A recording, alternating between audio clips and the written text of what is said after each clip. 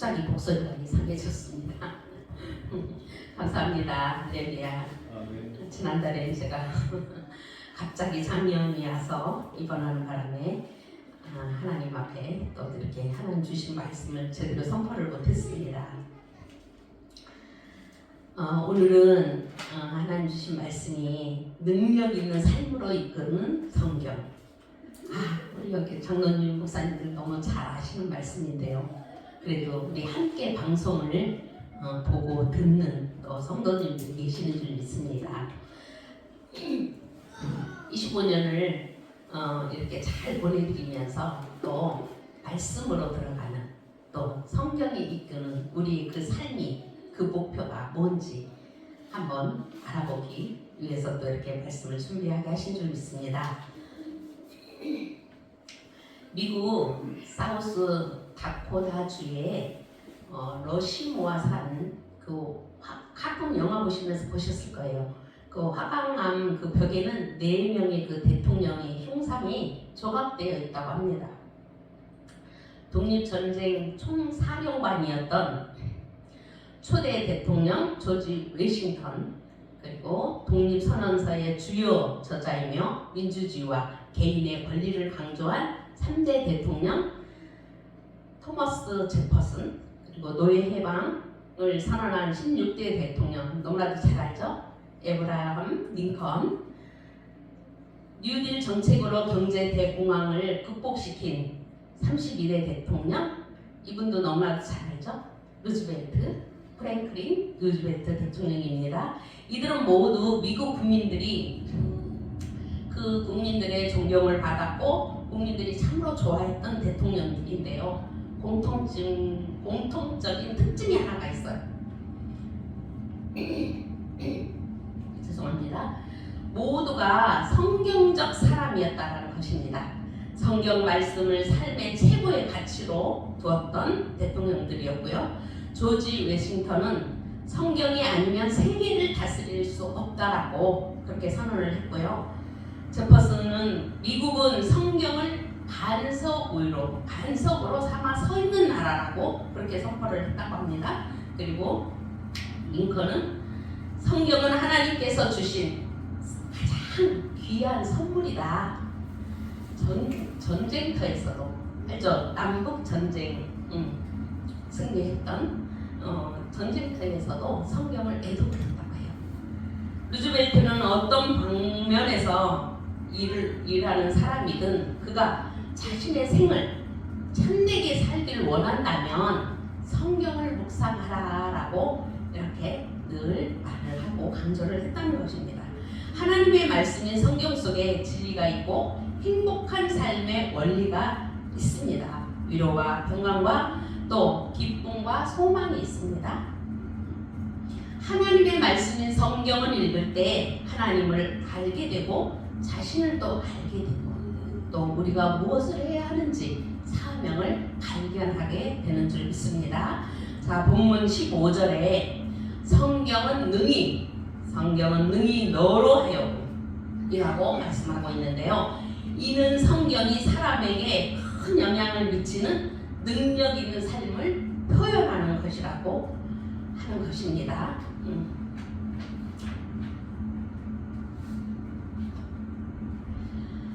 그렇다면 이토록 성경이 세계적으로 많은 사람들에게 읽혀지고 있죠. 읽혀지고 있는데 모든 사람의 삶을 능력으로 이끄는 원인이 과연 무엇일까요? 첫 번째, 성경은 삶을 구원하는 지혜를 얻게 하기 때문입니다. 15절, 구원에 이르는 지혜가 있게 하느니라. 독일의 상한 마을에 5 형제 중 막내로 태어난 소년이 있었어요. 아이가 태어난 지 9개월 만에 어머니가 죽었습니다. 결국 아이의 양육은 누구의 손에 맡겨졌을까요? 남의 손에 맡겨졌어요. 아이가 5살 됐던 그 해에 아버지가 재혼을 해서 새 아내를 맞이했습니다. 소년은 새 어머니의 그 냉대와 멸시를 받으면서 살았어요. 그런데 소년이 그 사랑의 별빛 속에서 성장하면서 정서상으로 심각한 타격을 입었죠. 냉대와 막 무시를 받으니까 늘 이 소녀는 우울했습니다. 또 성격은 폐쇄적이었죠. 그런 와중에 그 불행한 중에도 이 소년에게 꿈과 용기를 준 책이 있어요. 그 책이 바로 성경입니다.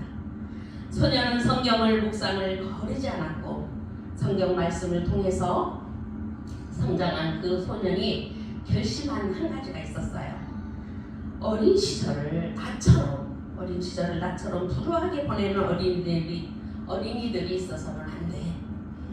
그런 과거를 가지고 골 삼아서 어린이들에게 사랑과 정성으로 가르칠 그 교육기관을, 이 소녀는 그 교육기관을 만들 그 계획과 목표를 가지고 성장을 해서 어른이 되었는데요. 바로 이 사람이 유치원을 처음 설립한 독일의 프레벨입니다. 그 프레벨은 성경을 통해 많은 지혜를 얻어 어린이들을 구원으로 인도하는 그 교육기관을 통해서 존경받는 인물이 되었다고 합니다. 본문 15절, 성경은 예수 그리스도 안에 있는 믿음으로 구원에 이르게 하는 지혜를 있게 하느니라 라고 했는데요. 여기서 지혜는 인간의 지식을 의미하는 것이 아니죠. 영적인 통찰력을 의미하는 것입니다. 즉 오직 성령만이 사람을 온전하게 만드는 지혜라고 하는 것입니다. 대한민국 성서공회가 전 세계에 성경 반포량의 30% 이상을 보급하게 되었다고 해요. 그런데 한편으로는 성경을 많이 출판하기는 하는데도 성경대로, 성경 그 말씀대로 살지 않는다는 비판도 있다고 합니다. 그럼 성경 말씀을 떠나면 모든 것을 잃게 되며 하나님의 축복에서도 멀어지게 됨을 깨달아야 하겠죠. 그러므로 일주일에 한 번 교회에 오셔서 예배 드리는 것으로 하지 마시고, 예배를 마치는 그 시간부터 성령이 주시는 지혜로 살겠다라고 우리는 결심해야 합니다. 성경만이 삶을 바르게 인도하는 바른 길이기 때문이죠. 사도 바울은 뭐라고 했습니까? 디모데에게 이렇게 칭찬했죠. 내가 어려서부터 일찍이 성경을 알았다. 자, 이는 누스드라의 시골 청년인 디모데, 초대교회의 훌륭한 일꾼이었죠. 철저히 성경 교육에 기인했기 때문이었고요. 그는 어머니와 또 외조모를 통해서 성경의 말씀을 일찍이 배웠다고 했습니다. 그러므로 이제는 앞으로나 성경만이 우리의 삶을 구원에 이르게 하는 지혜를 주는 위대한 책임을 우리는 이미 깨닫고 있고 알고 있고 가까이 하기를 원합니다. 두 번째로 성경은 삶을 변화시키는 능력을 주기 때문입니다. 16절과 17절, 교훈과 책망과 바르게 함과 의로 교육하기에 유익하니 이는 하나님의 사람으로 온전하게 하며. 미국의 정신과 의사이면서 하버드 대학의 교수로 존경받는 로버트 콜스 박사라는 분이 계십니다. 이분의 강의에는 언제나 학생들이 조그만 원을 잃었다고 해요. 그 이유가 뭘까? 그의 강의가 사변적인 그 지적 유의를 거부하기 때문이래요. 콜스 박사는 치료학에 미국 사람들의 심층을 조사하기 위해서 다양한 계층의 사람들을 만났습니다. 어린이들에게는 친구가 되었고, 빈민층의 사람들과 함께 어울렸고, 또 부자들과 지식인들 사이에 그 비추고 들어가서 거기서 그가 내린 결론은 아주 간단했다는 것입니다. 그는 말합니다. 제 연구는요, 그저 성경이 인간 존재에 대해 이야기하는 바를 입증하는 것과 그 과정에 지나지 않았습니다. 명문 대학에 다닌다는 이유로 교만해지려는 그 유혹에 시달리는 의대생들을 도와주어서 예수님께서 가르쳐 주신 대로 그들에게 행했대요. 어떻게? 이웃의 자기 몸처럼, 그 이웃을 자기 몸처럼 생각하도록 만들 수 있다면, 야, 이거야말로 내가 이곳에 있든 저곳에 있든 내가 교수로 일을 하는 그 목적을 이룬 셈이다 라고 그분은 그렇게 표현을 했다라는 거예요. 그래서 본인은 성경을 하버드 대학에 끌어들이고 성경을 도입하는 것이, 이것이 교수가 해야 할 특권이 아닐까라고 선포를 했다는 거예요. 그래서 이 박사님의, 이 교수님의 그 강의 시간에는 학생들이 초만을 잃었다는 거예요. 지식적인 걸 가르치고 세상에 뭐를 가르치고 이거 아니고 성경 말씀대로 예수님이 가르치신 대로 했다라는 거죠.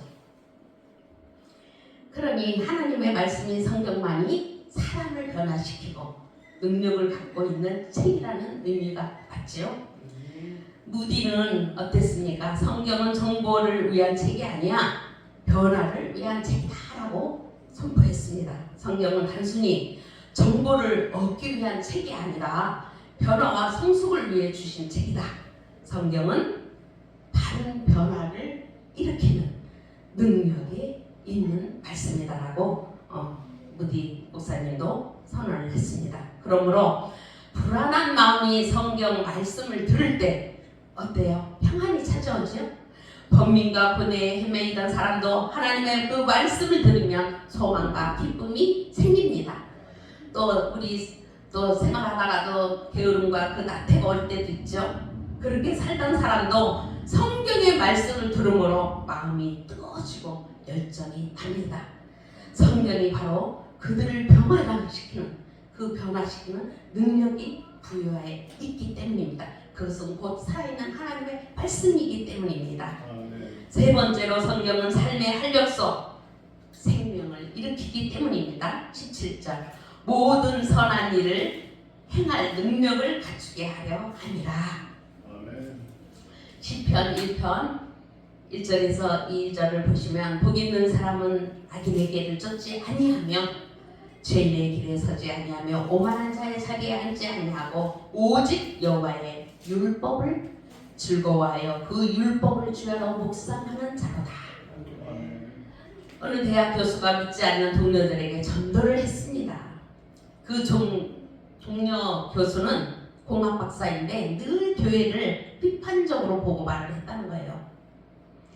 현대 같은 최첨단 시대에 종교가 왜 필요한가? 늘 이렇게 비아냥거리기도 했대요. 그러던 어느 날 그의 지갑에 땅에 뚝 떨어진 거예요. 그렇게 비아냥거렸던, 또 교회를 핍박했던 그 교수가 지갑이 떨어졌는데, 어머, 그 속에서 빨간 뭐가 나왔어요. 그게 바로 빨간 부적이었다는 거예요. 함께 있던 저 동료 교수들이 깜짝 놀란 거죠. 야, 당신 같은 지성인이 부적을 품고 다녀? 이게 웬 말이야? 순간 그 사람은 얼마나 기분적이었겠어요. 너무 무안하고 정말 어색했겠죠. 그러던 그 공학박사 하는 말, 사실 나는 삶의 불안을 떨쳐버릴 수가 없어. 그래서 어머님이 이 부적을 사서 주신 거야. 이걸 갖고 다녀봐라. 그러면 너 편안해질 거다. 그렇게 했다라는 겁니다. 그런데 그 후에 그 교수 어떻게 됐을까요? 그 교수가 군에 있는 아들 면회를 갔다가 교통사고를 만나서 식물인간이 됐대요. 그냥 세상을 떠난 것도 아니고 식물인간이 됐다는 거예요. 결국 뭐예요? 나중에 그분도 결국 떠나죠. 세상을 불안하고 정말로 그 떨칠 수 없었던 그 부적 한 장으로 자기 평안을 얻으려고 했지만 그거는 그 생명을 지킬 수가 없었던 것입니다. 아무리 비싼 부적이라 할지라도 생명을 지키지 못하는 그 부적, 그건 아니죠. 오직 생명은 하나님께 속한 줄 믿습니다. 하나님의 말씀인 성경은 우리를 사탄에 의한 그 세력으로부터 지켜줍니다. 우리를 보호하고 구원하고 생명을 줍니다. 성경 말씀이야말로 살아있는 하나님의 말씀이기 때문입니다. 하나님은 생명 자체이시고 생명의 말씀을 통해서 우리에게 생명을 주시기 때문입니다. 에스겔서 37장에 나오는 내용 너무나도 잘 알고 계시죠. 이스라엘 백성이 바벨론 포로로 있을 때 하나님은 에스겔 선지자를 회골이 널려있는 흑농 골짜기로 데리고 가십니다. 광야 여기저기 앙상한 뼈들이 널려있는 그것들을 보게 하시면서 이 뼈들이 능히 살겠느냐 라고 부르십니다. 그리고 뼈들에게 대언하라고 하시지요. 너희 마른 뼈들아 여호와의 말씀을 들을지어다. 주 여호와께서 이 뼈들에게 말씀하시기를 내가 생기를 너희에게 들어가게 하리니 너희가 능히 살리라. 너희가 살리라. 너희가 능히 살리라. 에스겔서 37장 4절과 5절의 말씀입니다. 그랬더니 어떤 기적이 일어났습니까? 하나님의 말씀에 의해서 그 마른 뼈들이 살아났고 일어났습니다. 하나님의 말씀에 의해 뼈와 뼈들이 서로 이어졌고 그 위에 심줄이 생겼고 살이 붙었고 가죽이 덧입혀졌고 피가 돌고 생기가 넘쳐 생명의 역사가 일어났던 것입니다. 그 뼈들이 어땠습니까? 큰 군대를 이뤘지요. 하나님의 군대가 된 것입니다. 하나님의 말씀을 통해서